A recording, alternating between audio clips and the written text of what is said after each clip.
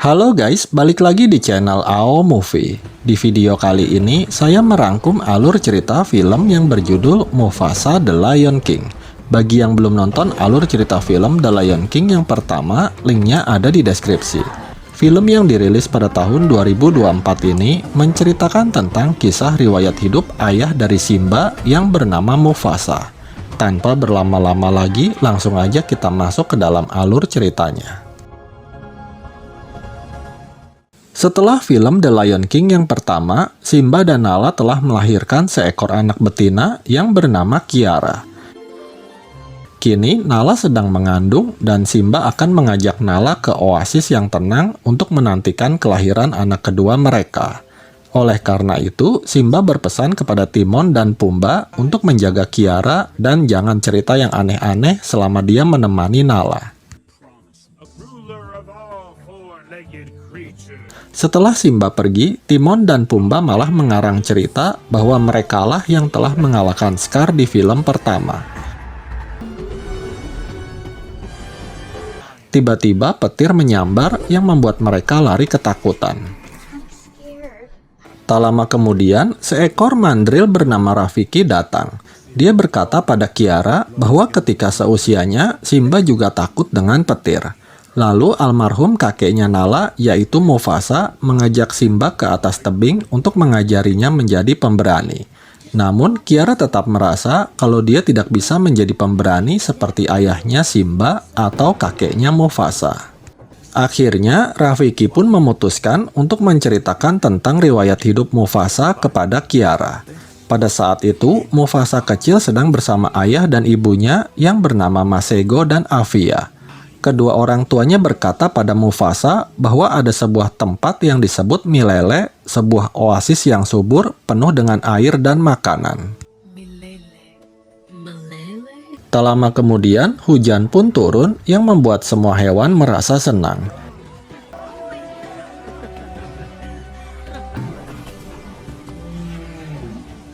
Lalu tiba-tiba terjadi banjir bandang yang membuat semua hewan panik kegirangan.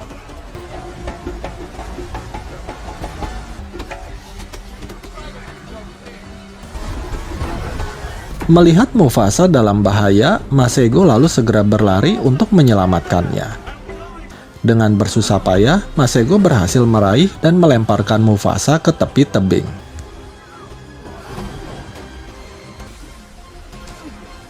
Namun, gara-gara ada seekor gajah hanyut, membuat Mufasa kembali terlempar ke arus sungai yang sangat deras. Ternyata Mufasa masih selamat. Dia hanyut ke sebuah tempat yang sangat jauh dari rumahnya. Di sana, dia bertemu dengan seekor anak singa bernama Taka dan mereka pun berkenalan. Lalu tiba-tiba beberapa ekor buaya menghampiri Mufasa. Untungnya, Taka dan ibunya yang bernama Ratu Ese berhasil menyelamatkannya. Kemudian Mufasa diajak menemui ayah Taka yang bernama Obasi. Melihat Mufasa, Obasi pun menjadi marah dan melarang Taka untuk menerima kehadiran singa luar. Apalagi begitu tahu namanya Mufasa, karena Mufasa artinya adalah raja. Sedangkan Obasi menginginkan Taka untuk menjadi calon raja menggantikannya. Namun Ratu Ese berbeda pendapat. Dia ingin yang menjadi raja selanjutnya adalah karena usahanya, bukan karena dipilih oleh Obasi. Oleh karena itu, Mufasa dan Taka akan berlomba lari. Jika Mufasa kalah, maka Obasi akan membunuhnya. Namun jika Mufasa menang, maka dia boleh bergabung bersama mereka. Kemudian, Mufasa dan Taka pun mulai berlomba lari.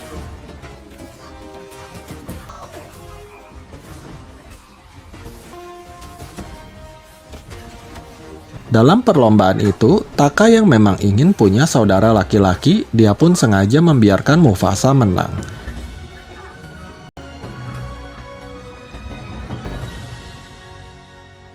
Akhirnya, Obasi pun terpaksa menerima Mufasa walaupun dengan perasaan kesal. Setelah itu, Mufasa dan Taka pun berlarian dan bermain bersama.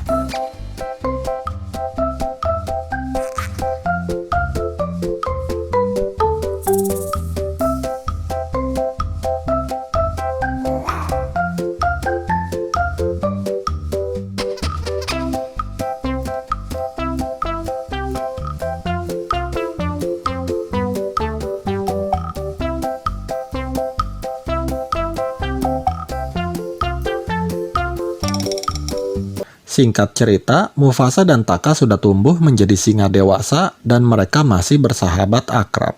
Suatu hari, Ratu Ese mengajak Mufasa untuk belajar berburu melalui indera pendengarannya. Dari kejauhan, Mufasa bisa merasakan dan mengetahui bahwa ada sekawanan antelop yang sedang berjalan melintasi padang rumput. Meskipun Mufasa lebih berbakat dibanding Taka, namun dia merasa telah membuang waktunya sia-sia karena dia sangat merindukan kedua orang tuanya. Lagi pula, dia tidak akan pernah bisa menjadi raja di sana karena dia bukanlah keturunan dari Obasi. Beberapa hari kemudian, Ratu Ese kembali mengajak Mufasa untuk pergi berburu antelop.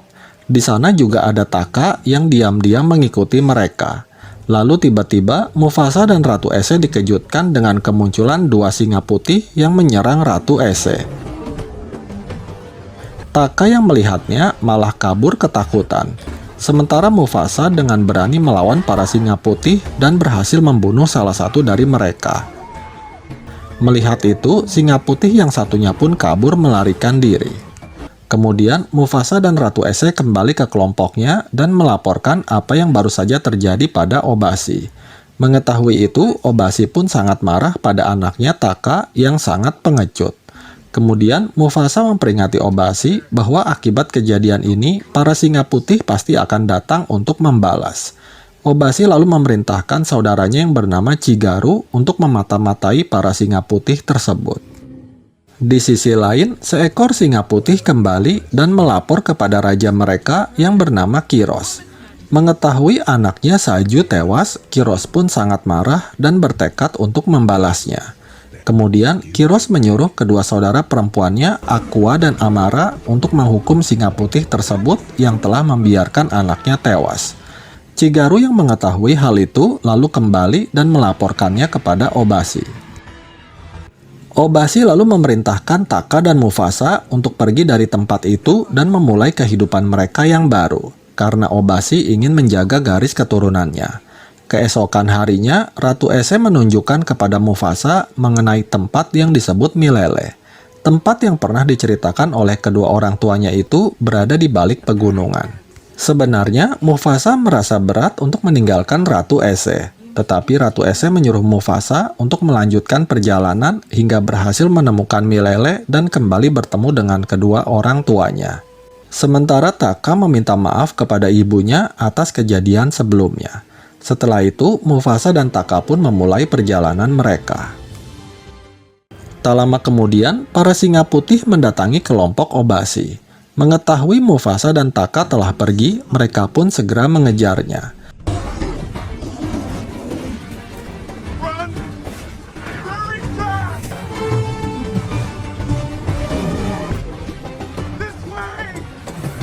Hingga akhirnya, Mufasa dan Taka terpojok di pinggir tebing.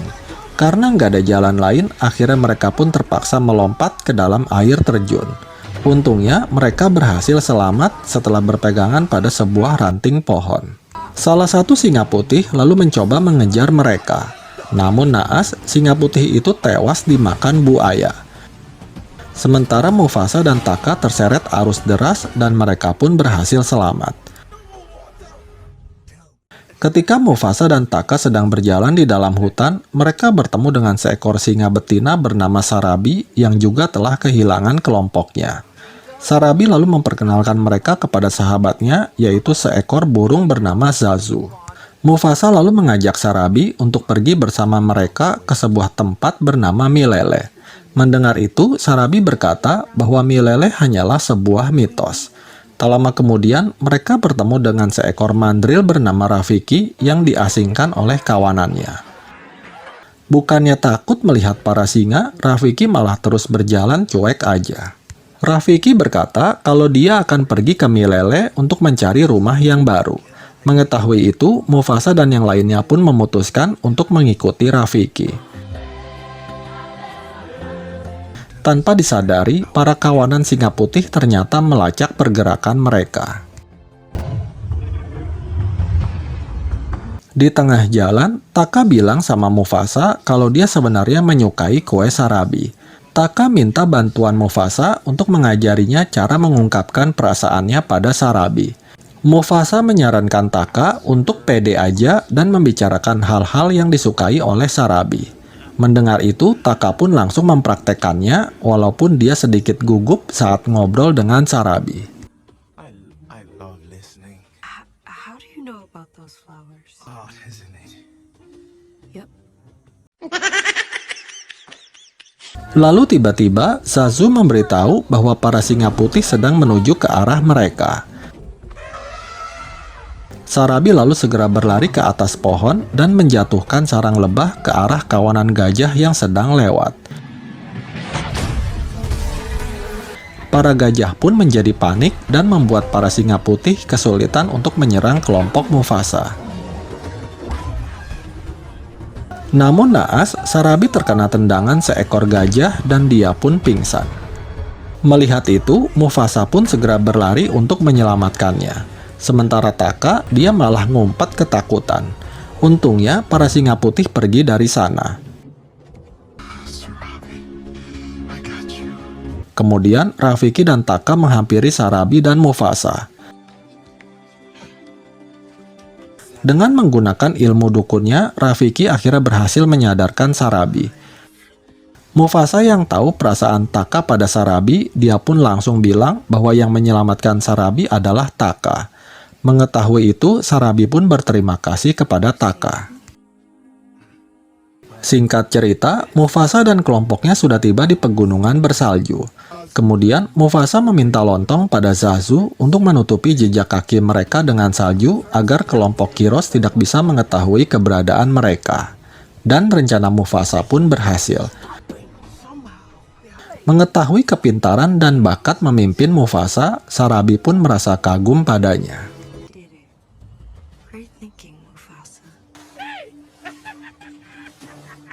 Sarabi juga menyadari bahwa yang telah menyelamatkan nyawanya adalah Mufasa. Akhirnya, Mufasa mengakuinya dan mereka pun saling jatuh cinta.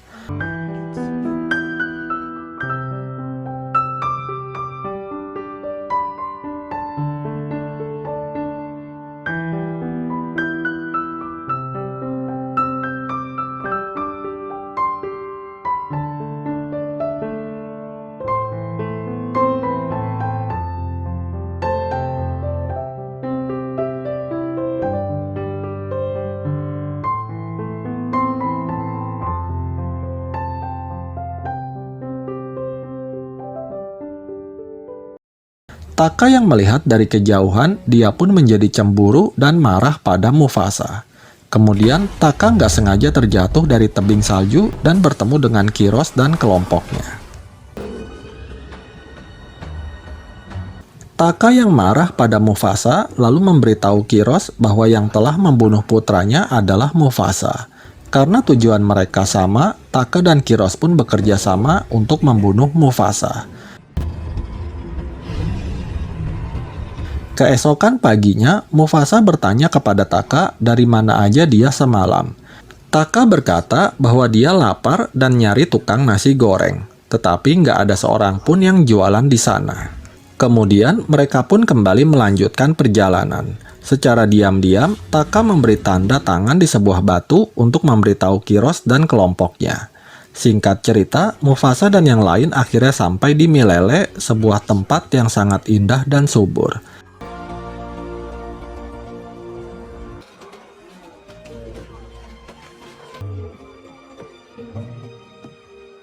Di sana, Rafiki mengangkat Mufasa sebagai saudaranya. Lalu tiba-tiba, Kiros dan kelompoknya muncul yang membuat Mufasa terkejut. Kemudian, Taka mengaku bahwa dialah yang telah membantu Kiros dan kelompoknya karena Mufasa telah mengkhianatinya. Kiros yang sangat marah atas kematian putranya, lalu dia pun mengajak Mufasa baiwan. Saat ada kesempatan, Mufasa berpidato kepada semua hewan untuk berjuang bersamanya melawan para singa putih.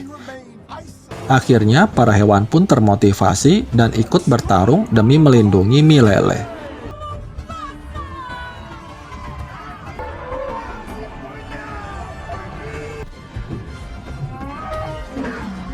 Kemudian, Mufasa dikeroyok oleh beberapa singa putih hingga membuatnya terjatuh ke dalam sebuah goa. Lalu tiba-tiba Kiros muncul dan kembali bertarung dengan Mufasa. Taka yang melihat pertarungan mereka tiba-tiba teringat kembali kenangan ketika dia bersama dengan Mufasa. Ketika Kiros akan membunuh Mufasa, Taka langsung menyelamatkan sahabatnya hingga membuat mata kirinya terluka. Kemudian Mufasa dan Taka saling bekerja sama untuk menyerang Kiros. Tiba-tiba terjadi gempa bumi yang mengakibatkan gua menjadi runtuh dan membuat Mufasa dan Kiros terjatuh ke dalam air. Di dalam air, Kiros masih terus berusaha menyerang Mufasa. Berkat pelatihan dari Ratu Ese, Mufasa bisa merasakan bahwa ada bongkahan batu besar yang jatuh ke arah mereka. Mufasa lalu mendorong Kiros ke arah batu besar yang akhirnya menewaskannya. Untuk kedua kalinya, Taka kembali menyelamatkan Mufasa dari dalam air. Taka lalu pergi meninggalkan Mufasa dan Sarabi dengan wajah yang sedih. Setelah kejadian itu, para hewan berkumpul dan menyambut Mufasa sebagai raja mereka. Awalnya Mufasa menolak dan tidak mau disebut sebagai raja. Tetapi Rafiki meyakinkannya bahwa Mufasa adalah raja sejati. Tak disangka, Mufasa akhirnya bisa bertemu kembali dengan ibunya yang juga berhasil pergi ke Milele. Namun sayang, ayahnya tidak berhasil selamat. Kemudian, Taka meminta maaf dan mengungkapkan penyesalannya pada Mufasa. Mufasa pun memaafkannya, tetapi dia tidak mau menyebut nama Taka lagi. Mufasa akan memanggil Scar yang artinya bekas luka. Mufasa kemudian naik ke atas tebing dan mengaum dengan keras. Kembali ke masa sekarang, Kiara juga mengaum di atas tebing saat semangat kakeknya membayangi dirinya. Tak lama kemudian, Kiara, Rafiki, Timon, dan Pumba bertemu kembali dengan Simba dan Nala untuk memperkenalkan adik laki-laki Kiara yang bernama Kayon. Dan film pun berakhir. Demikian alur cerita film Mufasa The Lion King ini. Semoga kalian terhibur. Terima kasih sudah menonton video ini dan sampai jumpa di alur cerita film berikutnya.